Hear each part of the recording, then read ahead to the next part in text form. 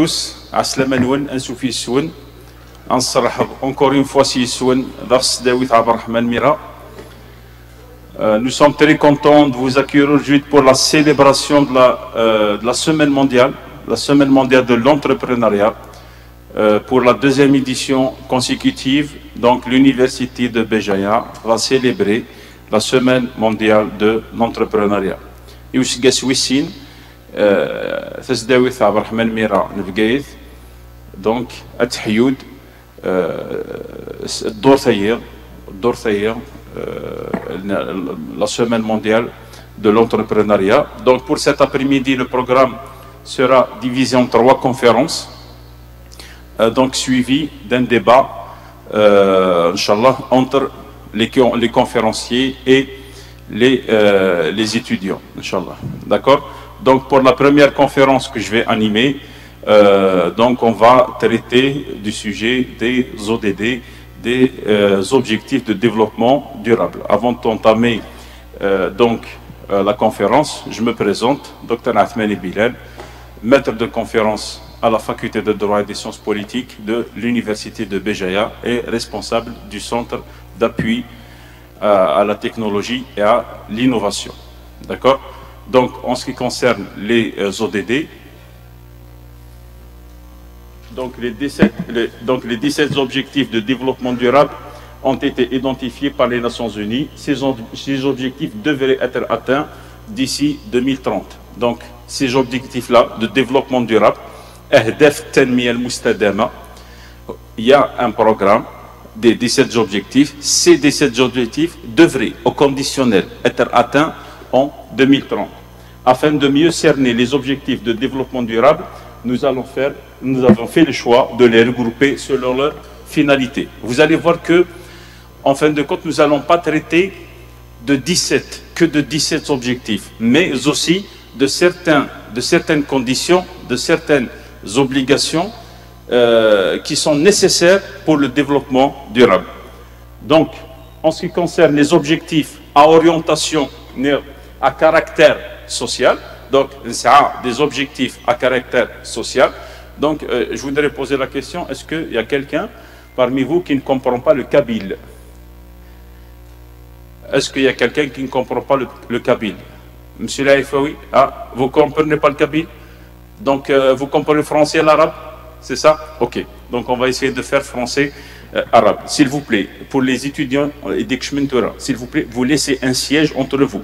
Regardez, tout le monde a laissé un siège, donc vous laissez un siège, vous pouvez descendre en premier rang. D'accord? Vous laissez un espace entre vous. Donc, en ce qui concerne les objectifs à caractère social, donc on va commencer par l'éradication de la pauvreté. L'éradication de la pauvreté est un objectif principal du développement durable. Maintenant, quand on dit que ces objectifs doivent être atteints d'ici 2030, je pense que l'un des objectifs qui sera difficilement atteignable d'ici là, c'est l'éradication de la pauvreté. Mais nous devons tous, autant qu'on est, faire travailler à ce que, au moins, qu'on diminue cette pauvreté qui est en train de ronger certains pays du monde. Donc, je dis bien, cette pauvreté qui est en train de ronger certains pays du monde. Le premier objectif de développement durable, donc reconnu par les Nations Unies, est celui de l'éradication de la pauvreté.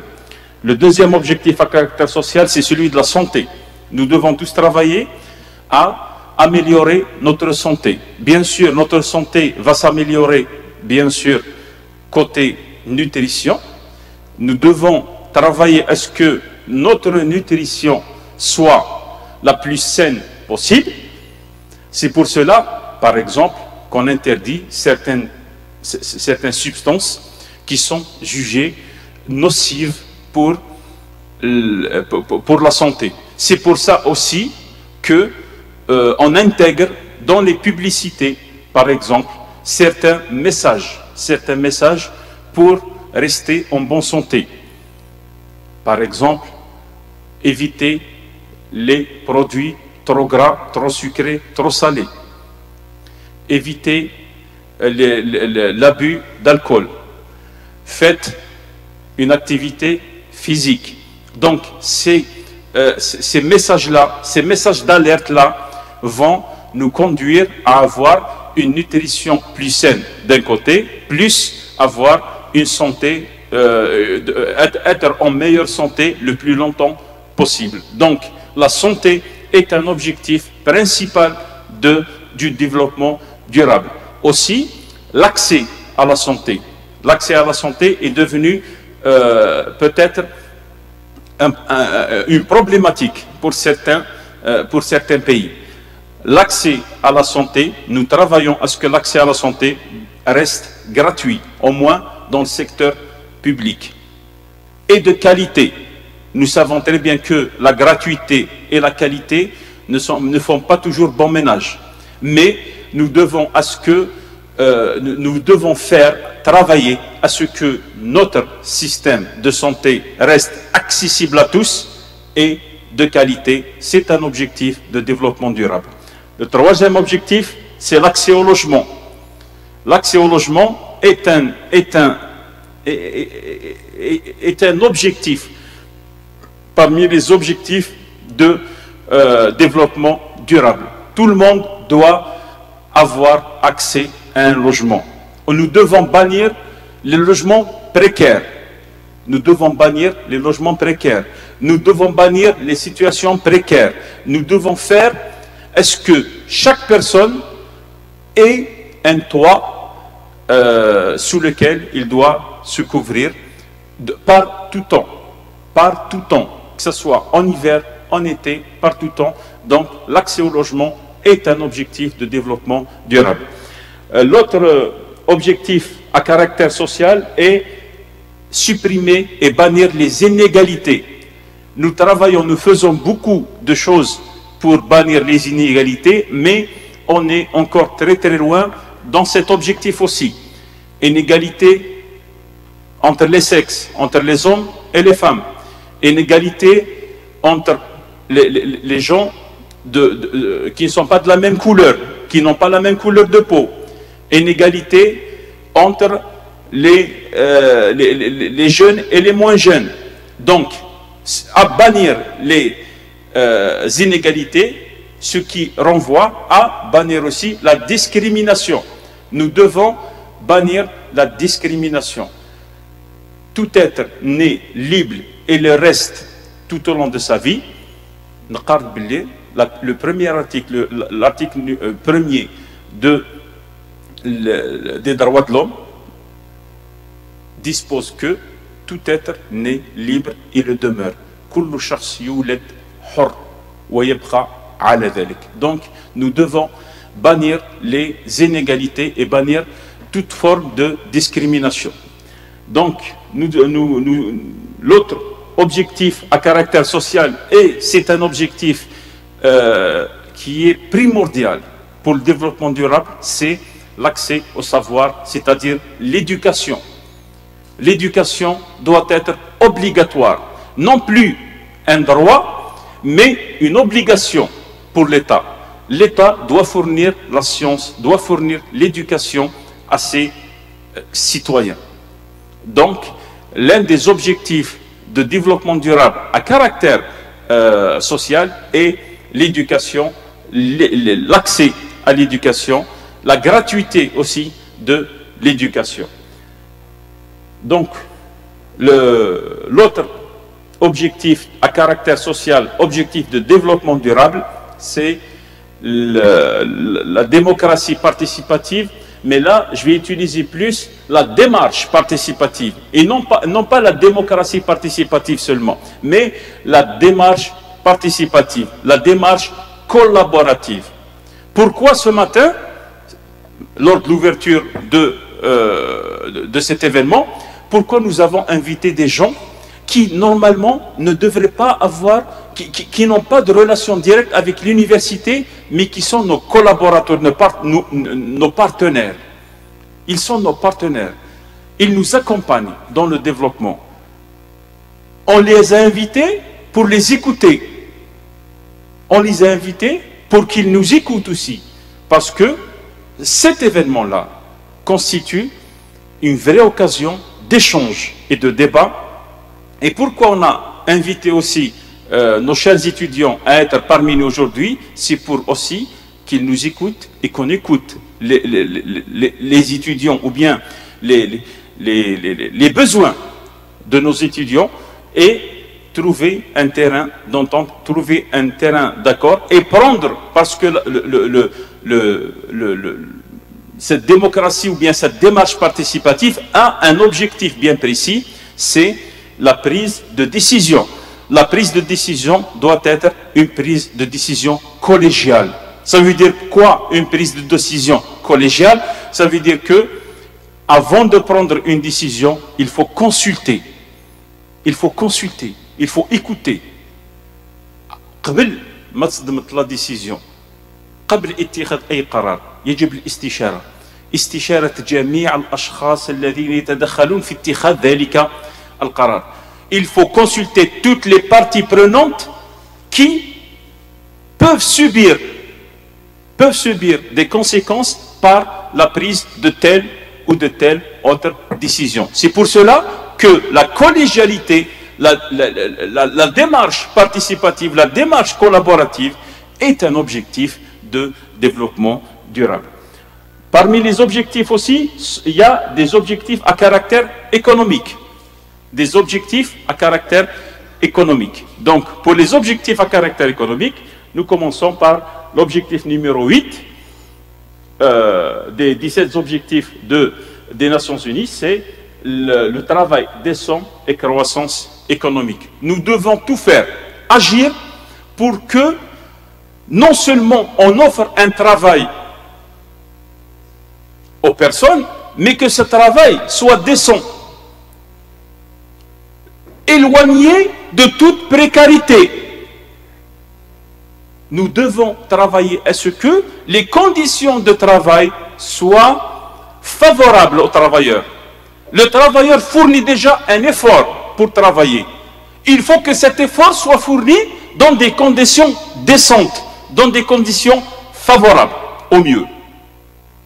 Dans des conditions favorables. Donc, il ne suffit pas de se préoccuper d'offrir un travail ou bien à ce que l'employabilité des gens soit un objectif. Ça, on peut dire que on doit travailler à fournir l'effort nécessaire pour l'employabilité de nos jeunes, par exemple. Pourquoi on célèbre la semaine mondiale de l'entrepreneuriat? C'est aussi pour que l'étudiant d'aujourd'hui soit le patron de demain. L'étudiant d'aujourd'hui soit un levier de l'économie nationale. Donc, on doit travailler à ce que le travail qui est offert donc, aux travailleurs soit un travail décent. L'autre objectif à caractère économique, c'est la rationalisation de la consommation. La rationalisation de la consommation équivaut aussi à bannir le gaspillage. Bannir le gaspillage. Si nous devons utiliser une demi-page, une demi-feuille de papier, pourquoi on utilisait toute une feuille? Si on peut faire cet événement-là en éteignant le maximum de lumière possible, on le fera. Croyez-moi, les lumières qui sont allumées aujourd'hui dans cet auditorium, elles sont nécessaires pour la tenue de l'événement. Elles sont nécessaires pour la tenue de l'événement. C'est pour cela que nous devons bannir le gaspillage et rationaliser notre consommation. Il ne faut pas surconsommer. Actuellement, nous sommes en pleine surconsommation dans tous les secteurs. Nous sommes en pleine surconsommation dans tous les secteurs. Nous consommons du gasoil, nous consommons de l'essence, nous surconsommons de l'essence, alors que il y a les transports en commun. nous surconsommons les denrées alimentaires,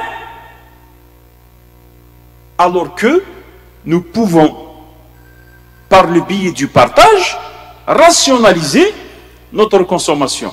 L'un des objectifs de développement durable est de rationaliser notre consommation et de bannir le gaspillage. Bien sûr, si on bannit le gaspillage, ça va influencer obligatoirement sur la consommation et sur l'économie en général. Le troisième objectif à caractère économique, c'est le développement de l'agriculture. Le développement de l'agriculture. Nous devons retourner jusqu'à la terre pour assurer la survie, pour assurer la sécurité alimentaire. Au jour d'aujourd'hui, la sécurité alimentaire est un objectif de développement durable. La sécurité alimentaire est un objectif prioritaire de recherche. Donc, pour demain, en ce qui concerne les masterclass, parce qu'on va vous demander demain, on va vous demander de monter votre propre projet. On va vous demander d'être votre propre auto-entrepreneur. Donc, soyez certains que le secteur de... Donc, le secteur de l'agriculture doit être un secteur prioritaire dans vos recherches et dans vos projets. Donc, l'agriculture est un objectif prioritaire parmi les objectifs de développement durable. Nous avons aussi le partage de la richesse. Le partage de la richesse est un objectif de développement durable. Quand on dit le partage de la richesse, il faut savoir que les richesses sont mal partagées dans le monde. Il faut savoir que les 1% de gens les plus riches au monde possèdent 90% des richesses du monde. Cela veut dire que le partage de richesses n'est pas homogène, n'est pas adéquat. Nous devons travailler à ce que le partage de richesses soit un objectif principal parmi les objectifs de développement durable. En ce qui concerne, ça vraiment c'est un coup de cœur pour moi, c'est le soutien du commerce de proximité. Le soutien du commerce de proximité. J'ai fait, la dernière fois, j'ai fait une conférence dans une commune assez éloignée du centre-ville de Béja, qui est Etzmal. Et on est passé voir, avant de commencer la conférence, on est passé voir Youn Souk Taswiq. C'est ce qu'ils appellent nous Taswiq. Et c'était avant l'Aïd al-Qaran. Donc, c'était 10-15 jours avant la fête de l'Aïd.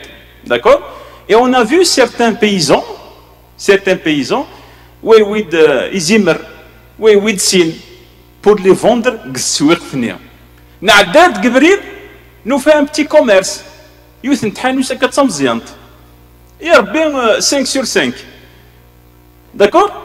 يسعى شويه السميد شويه السكر شويه الزيت شويه وما شويه ويا يدير كوميرس يثدو ني غاس المير ني غاس زريت وذا كاين لي بتي كوميرسون لو كوميرس دو بروكسيميتي داكور ني غاس si vous arrivez à les maintenir en vie vous allez réussir اتصفتي ون يسعى 15 متر كاري ذاك يخدميت د البصل يخدميت تيسكر يخدميت الطوماطيش يخدميت دي فلفل ادياس الدورث اتساس لا جورني باغ اكزومبل السلف نيغ الجماعه السوق ادياوي السلعه ينس اتدي سوفا غتيزنز انشتا le soutien de l'activité de proximité du commerce de proximité doit demeurer un objectif de développement durable. En ce qui concerne l'industrie, l'innovation et l'infrastructure, donc la même chose, ces objectifs-là ou bien ces orientations-là doivent être une priorité pour le développement durable. Une industrie qui n'est pas une industrie de quantité. Ça ne doit pas, l'industrie ne doit pas prendre le pas sur la santé, ne doit pas prendre le pas sur la décence, ne doit pas prendre le pas sur l'être humain. Donc, nous devons soutenir une industrie qui est une industrie profitable à l'économie nationale. Bien sûr, le soutien à l'innovation. Le soutien à l'innovation. Pourquoi il y a un incubateur? Monsieur Laïfaoui, pourquoi il y a un incubateur à l'université de Béjaïa? C'est pour soutenir les inventions, c'est pour soutenir les projets de nos étudiants et faire que cet étudiant-là, qui est passé par l'université de Béjaïa, à la sortie de son cursus universitaire, sorte avec un projet économique pour le pays. Donc, c'est pour cela que nous faisons tout pour soutenir aussi l'innovation à l'université et ailleurs.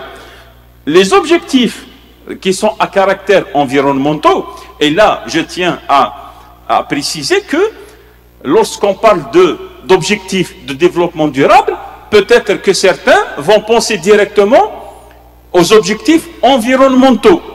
Et là, j'attire l'attention que les objectifs de développement durable ont un caractère environnemental, mais ne sont pas tous à caractère environnemental. Et nous avons vu les objectifs à caractère social, les objectifs à caractère économique. Donc, nous finissons avec les objectifs à caractère environnemental. En ce qui concerne les objectifs à caractère environnemental, normalement, environnementaux.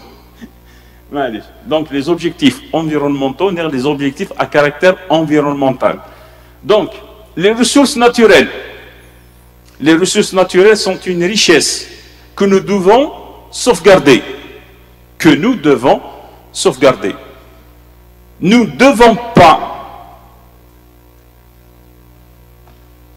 ne devons pas empiéter sur un droit essentiel des générations futures, qui est le droit au développement pour les générations futures. Moi, si je surexploite les ressources naturelles, je touche au droit de mon fils, de mon petit-fils et de mon arrière-petit-fils. D'accord? Si je surexploite les ressources naturelles, je touche au droit des générations futures. Nous devons rationaliser aussi l'utilisation des ressources naturelles. L'eau est devenue un point stratégique.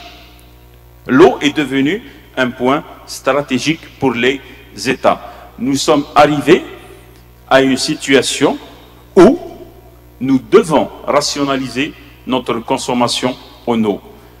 L'eau va devenir très rapidement une arme pour la géopolitique. Ça va devenir très rapidement une arme aux mains des États qui disposent de cette ressource qui est devenue une ressource très rare. Nous devons protéger nos ressources en eau et c'est un objectif de développement durable. En ce qui concerne les déchets, le traitement des déchets, nous devons tout faire pour produire moins de déchets à travers des gestes au quotidien. Le traitement des déchets, le tri sélectif, la rationalisation aussi en ce qui concerne la production de déchets, le recyclage des déchets. Il faut que nos déchets, au-delà d'être un déchet, deviennent un déchet de valeur. C'est pour cela que nous devons travailler à ce que notre déchet devienne une source aussi de richesse. Le traitement de déchets, si on arrive à traiter le déchet, notre économie sera au mieux et notre planète aussi se sentira mieux. L'autre objectif à caractère environnemental, la lutte contre le déboisement. Nous avons remarqué ces derniers temps une croissance en matière de destruction de nos forêts. Nous avons nous-mêmes, par notre faute, détruit notre faune. Nous avons, par nous-mêmes, détruit nos forêts par les incendies, par l'abattage des arbres, par le manque de reboisement.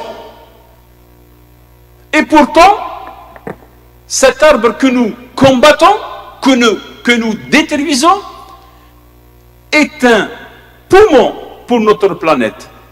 Est un poumon pour notre planète.